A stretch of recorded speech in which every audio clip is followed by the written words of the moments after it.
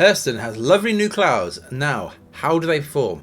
I've attempted to try and do some testing in probably the worst PTU patch for stability there's ever been, but here we go, here's what I got. So here is the spot that I've chosen for the testing. We're looking out across the Lorville landscape and we've got some clouds in the sky. First of all, I've tested on the main system, 3080 and the i7-12700KF, pretty much the highest end CPU you can get and a very high end GPU. And in these results that you'll see, none of the results are GPU bound. So very high, still at 1440p, which is what the system is on, isn't maxing out the GPU. So really, we're just CPU bottlenecked in the city. So in theory, if you've got a system similar to this, just whack the clouds on very high in this sort of area and carry on as normal. This won't tank Hurston performance for you or Lorville performance for you, this update with these new clouds.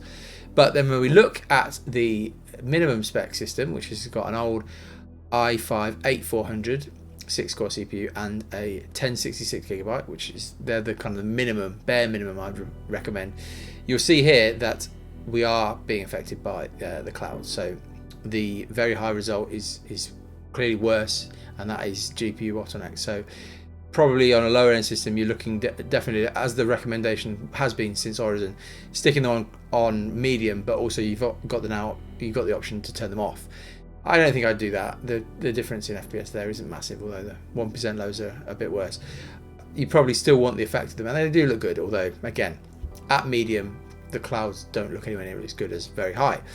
But that's basically all I could gather from the PTU as it is. It really is in a really bad state. Probably what's affecting the performance the most in Lorville is maybe now the new hospital.